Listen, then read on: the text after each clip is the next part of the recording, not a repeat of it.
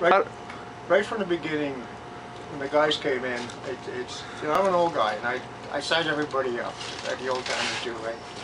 I was really impressed with every crew that came in to do the different things. Were so professional. They knew right what they were doing. Very polite, very friendly, cleaned up after themselves. They didn't mind any questions being asked at all. I asked them, and they said, no, by all means. And that really impressed me because they weren't, I didn't feel like they were hiding anything. And so I felt very comfortable with it. And as I saw the ditch being dug, I started to understand a little bit more of what's happening. Is that we're taking the water and actually drying it out and heating it up. And my wife and I were still talking about it, you know, how we're gonna do this. And I found right after it was installed, the first three, this is fourth day now, third day I think.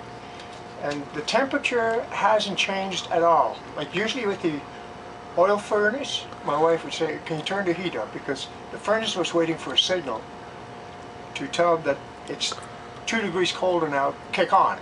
So it would kick on and then it would kick off when it was 2 degrees higher.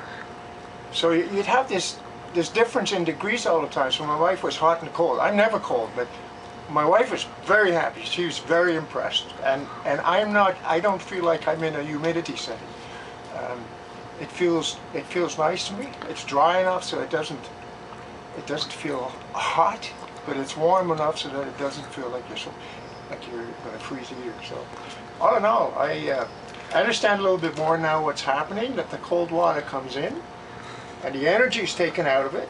It gets compressed into that coil, and then the cold air return. The coil gets very hot because it's taking the energy from the cold water, and the cold air return blows through that coil, which is very hot right now, and just warms up the air and pushes it through. And it's really simple. It's when we saw your presentation, there was no sales pitch. We were impressed that this makes sense. And we calculated if we could do it, because we're not, you know, we're retired people, and we calculated what it would cost in oil this year versus what you said it would cost, and we added on a few dollars of what you said it would cost, just sort of give us a little cushion.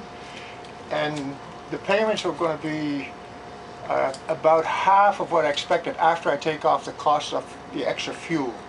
So although we're making full payments, the savings on the fuel is going to pay about half of those payments. So I'm going to monitor for a whole year. You can come back then if you want to ask again, because I think the figures will be very good. Would you recommend Quest Geothermal? Would I recommend it?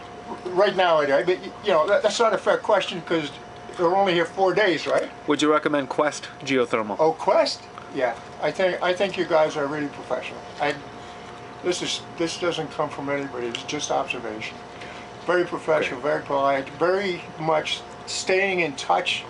When I started panicking, I was reassured and so on. And yeah, very impressed.